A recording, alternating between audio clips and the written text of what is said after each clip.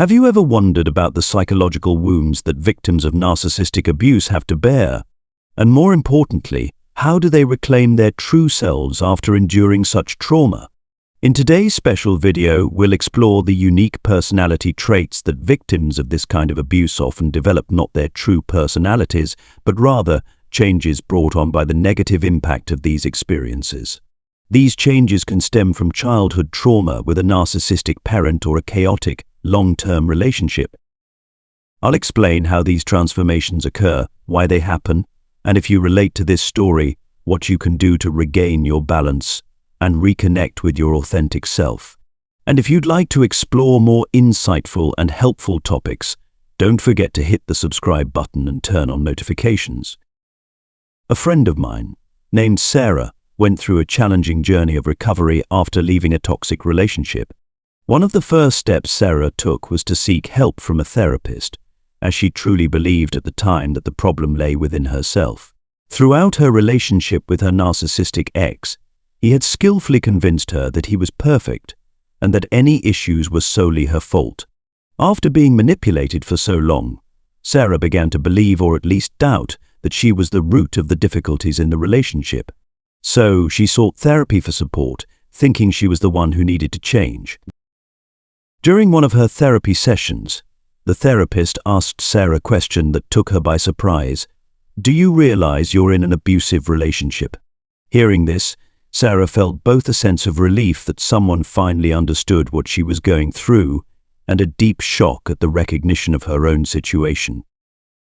Sarah recalled asking the therapist how he could tell, and he explained that those who have experienced narcissistic abuse often display certain easily recognizable personality traits. The therapist compared it to seeing the footprints of an animal on the ground. You don't need to see the animal to know it was there, you can tell by the distinct marks it leaves behind. He said that narcissistic abuse leaves a very clear imprint on those who endure it, and from that imprint, he could readily recognize that Sarah had been through such a relationship. In this video, we'll delve into these imprints to understand them better, why they exist, and how they affect our recovery journey. Be sure to watch until the end, as I'll be sharing helpful tips for reclaiming your strength and peace of mind. When you're in a relationship, especially with a covert narcissist where truth is always concealed and everything becomes vague, you start using different parts of your brain on a daily basis. Instead of operating with the prefrontal cortex, the area responsible for rational thinking and core cognitive functions, we begin relying heavily on the midbrain.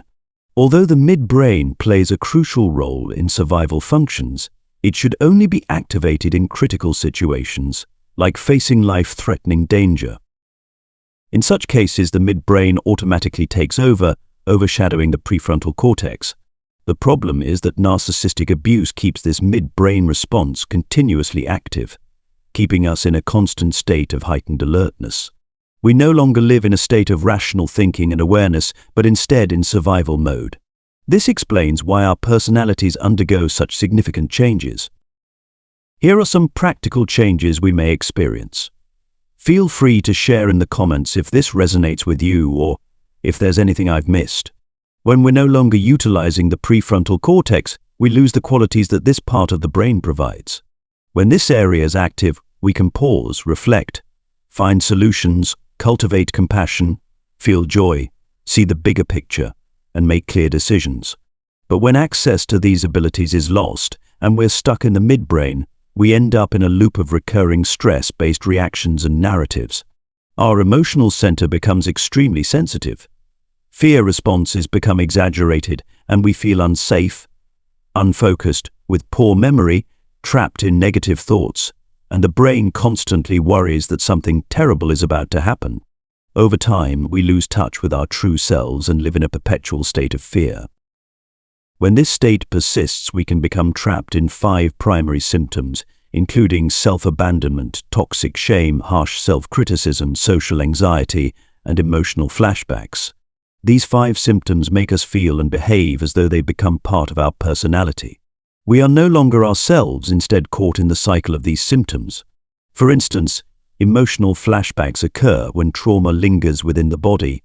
The body remains hyper-alert to anything reminiscent of the trauma, leading to exaggerated responses through survival reactions like fight, flight, freeze, or fawning to seek safety.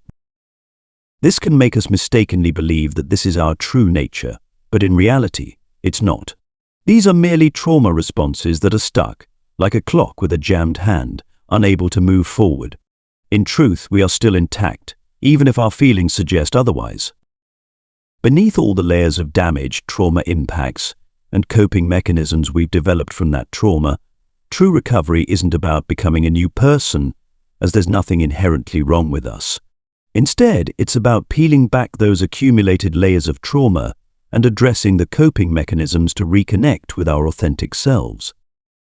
If you're struggling with recovery after experiencing narcissistic abuse, this can apply whether you're still in the relationship or have left it long ago. If unaddressed, your personality may get stuck, and it won't simply change over time.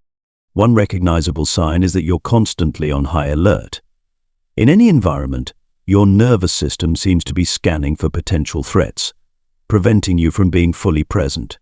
You never feel truly safe in your own body, and there's a lingering fear that something bad is about to happen.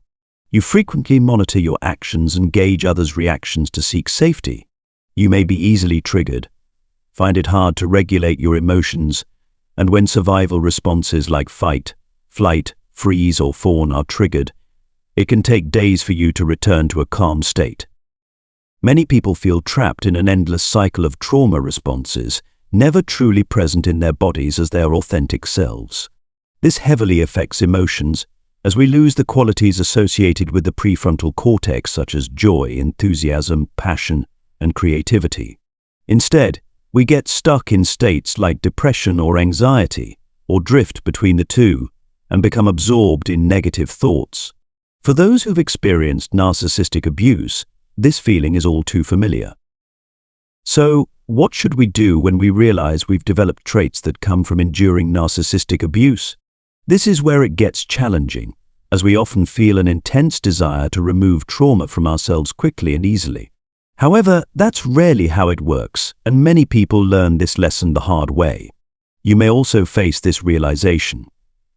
The more we try to rush through the recovery process, the longer it actually takes. Eventually, we learn that healing isn't about pushing trauma away, but supporting the body in the very places where it's stuck. Trauma doesn't release easily because we've gone through too much, too fast, without adequate support. Therefore, recovery won't be effective if we try to approach it in the same way trauma is embedded within us. We need to learn how to unwind the elements our body and subconscious mind have absorbed from abuse, including the negative beliefs that dominate our lives. It's essential to help the body align with new positive beliefs. Simply understanding logically that we want to believe something better about ourselves isn't enough if the body still clings to a different belief. Finding a way to integrate these two parts is the key to overcoming trauma caused by narcissistic abuse. We can't rely solely on logic to move past this, even though many of us wish we could. We may think that if we learn how to feel safe, our bodies will naturally follow, but that isn't the case. When we're young, we operate mainly from the subconscious, so our bodies take in everything we learn during those formative years. As adults, we have both the conscious and subconscious mind, and after narcissistic abuse, we need to help both of these parts work in harmony. The conscious mind is our thinking brain, while the subconscious mind is our body's natural responses. To help both parts work together, we need patience and time. Imagine you own an old car with a solid frame, but many of its parts are worn out and need replacing. You would have to change faulty components like the filter, wires, or outdated electrical systems to make the car run better. Similarly, within us, there's a need for a similar process, replacing outdated wiring in the subconscious with positive, newer beliefs. This will help the survival brain no longer control our lives, activating only when truly necessary, like an alarm system in a house that only goes off when there's real danger. Picture yourself living in a room with a flashing light that never stops. Day and night, this would quickly disrupt your emotional state. That's just a small part of what it feels like when the survival brain is constantly active. It affects every aspect of life, draining your inner peace or even robbing you of it altogether. So, we need to teach the survival brain to only activate when truly needed. It may sound like a tall order, and in truth it is, as narcissistic abuse causes extensive damage, impairing cognitive functions, negatively impacting emotions, and affecting our physical and mental well-being. Therefore, sustainable change requires effort and time. But I want to encourage you to take that time for yourself, as there's nothing more painful than enduring abuse from someone you hoped would love and support you. That's a profound pain, but being stuck in it, even after the abuser is gone, can be worse. Doing the inner work is truly worth it because it allows you to reclaim yourself.